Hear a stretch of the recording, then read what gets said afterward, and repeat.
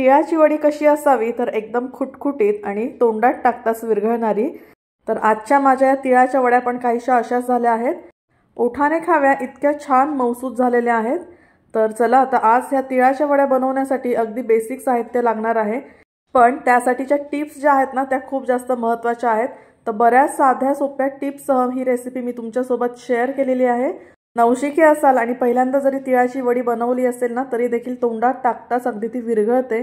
चला तर मग अजिबात वेळ वाया न घालवता लगेच आपण किचनकडे वळूया। तर इथे मी ना 1 वाटी शेंगदाणे घेतलेले आहेत। तर आज आपण तिळाची वडी बनवण्यासाठी शेंगदाण्याचा देखील वापर करणार आहोत। शेंगदाण्यामुळे ना तिळाची ही वडी खूप जास्त पौष्टिक होते। मध्यम आचेवर हे शेंगदाणे आपल्याला भाजून घ्यायचे आहेत। शेंगदाण्याला हलकेसे डाग पडेपर्यंत आणि त्याची साल सुटी होईपर्यंत आपल्याला हे शेंगदाणे खरपूस भाजून घ्यायचे आहेत। चला आता शेंगदाणे आपण थंड करायला ठेवूया आणि तीळ देखील मोजून घेऊया। तर आज मी हे जे साहित्य घेतले आहे ना ते आपली जी घरातली रेग्युलर वाटी आहे भाजीची त्यानेच मोजून घेतलेलं आहे। कुठलीही वाटी तुम्ही सेट करा आणि त्याच वाटीने सगळं साहित्य मोजून घ्या। तर इथे मी 1 सपाट वाटी एवढे हे गावरानी तीळ घेतलेले आहेत। आता तीळ आपल्याला भाजताना ना टेम्परेचर एकदम लो करायचं आहे। तीळ हे वजनाने हलके असतात, आकाराने लहान असतात, त्यामुळे लवकर भाजले जातात। गॅसची फ्लेम मोठी ठेवली ना तर तीळ हे सगळे करपू शकतात आणि मग कडवट आपली तिळाची वडी लागू शकते। आता बघा ह्याला चटचट आवाज यायला लागलेला आहे। तीळ आपले छान खमंग खरपूस असे भाजून झालेले आहेत। आता आपण हे तीळ देखील ना थंड करायला ठेवूया। आता एकीकडे ना शेंगदाण्याची साल मी काढून घेते।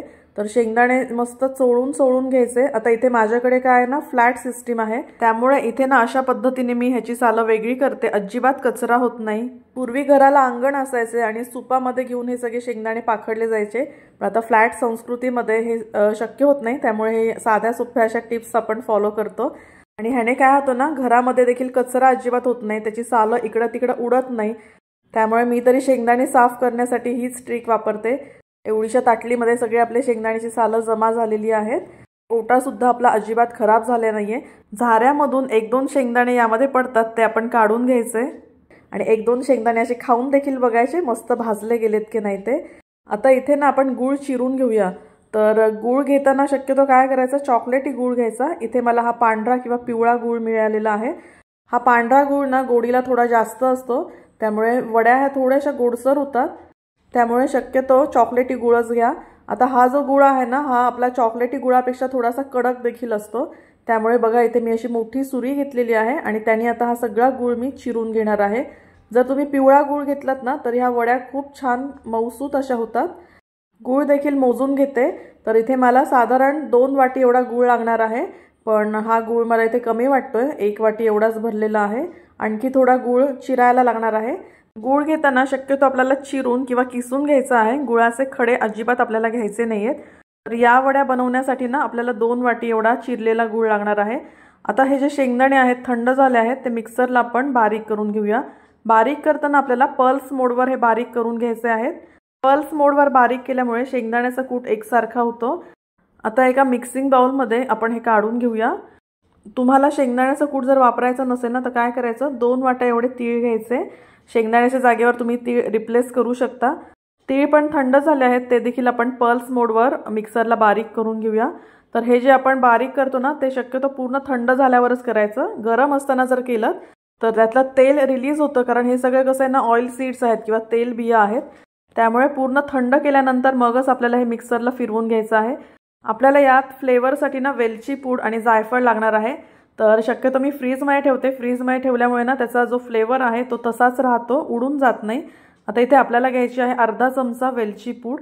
तर व्हिडिओ माझ्याकडून स्किप झालाय, त्यामुळे तो व्हिडिओ इथे मला दाखवता येत नाहीये।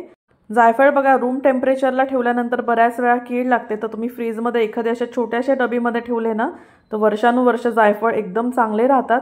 साधारण वर्ष झालं असेल मुंबईहून आणलेले हे माझे जायफळ आहेत। आता जायफळ देखील आपण यामध्ये किसून घालूया। जायफळ आवडत नसेल तर त्या जागी तुम्ही अर्धा चमचा सुंठ पावडर देखील वापरू शकता। आता हे व्यवस्थित मिक्स करून घ्यायचं। तीळ शेंगदाण्याच्या कुटामध्येच वेलची जायफळ पूड जर मिक्स करून घेतली ना तर वडीला सगळीकडे फ्लेवर खूप छान येतो। स्टीलची थाळी घेतली, त्याला आपण तुपाने ग्रीस करून घेऊया। वडी करायला घेण्यापूर्वीच ना आपल्याला ही प्रोसेस करून घ्यायची आहे। जेव्हा वडीचं मिश्रण तयार होईल ना तर त्यावेळेस आपल्याला झटपट हे या प्लेटमध्ये ओतून घेता येईल।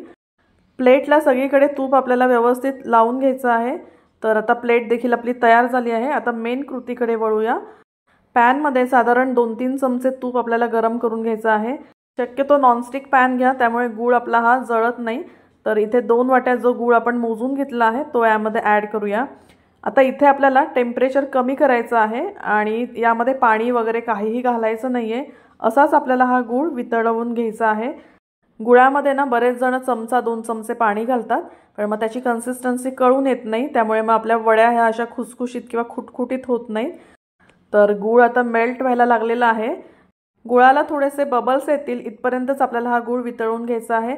बारीक चिरलेला गूळ काय होतं ना, एकसारखा वितळला जातो। गुळाचे खडे जर घेतले असते तर गूळ वितळायला वेळ लागतो आणि मग बाकीचा गूळ कॅरमलाइज होतो आणि त्यामुळे वडी कडक बनते।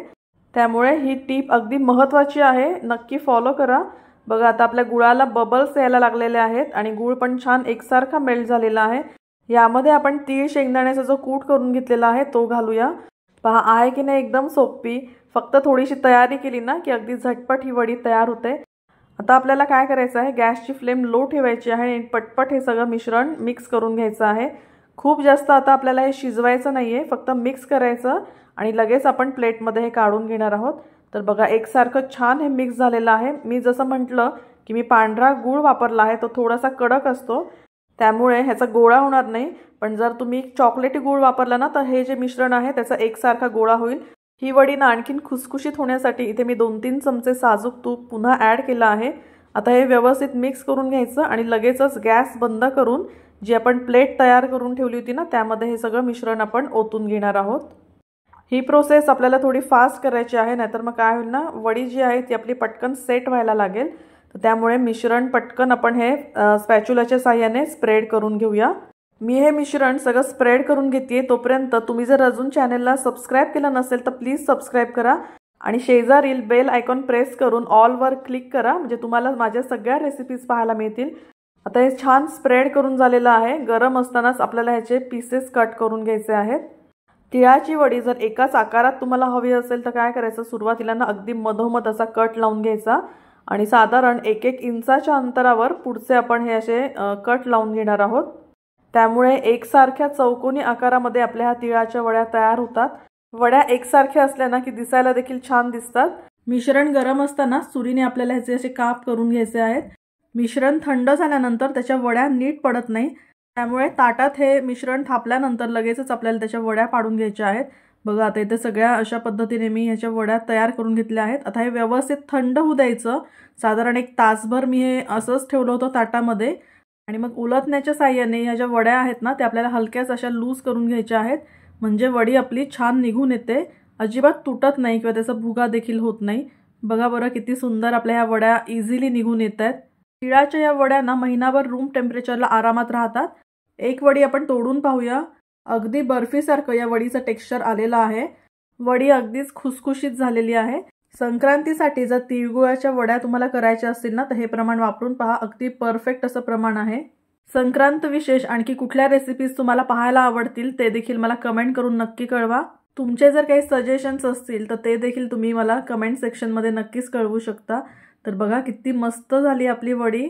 जे कोणी नवशिके असतील किंवा ज्यांना तिळगुळाच्या वड्या करायचं टेन्शन येतं, वड्या जमत नाही, अशांपर्यंत हा व्हिडिओ नक्की शेअर करा। चला तर मग पुन्हा भेटूया लवकरच एका साध्या सोप्या हेल्दी टेस्टी रेसिपीसह। तोपर्यंत घरचं खा आणि स्वस्थ रहा। बाय।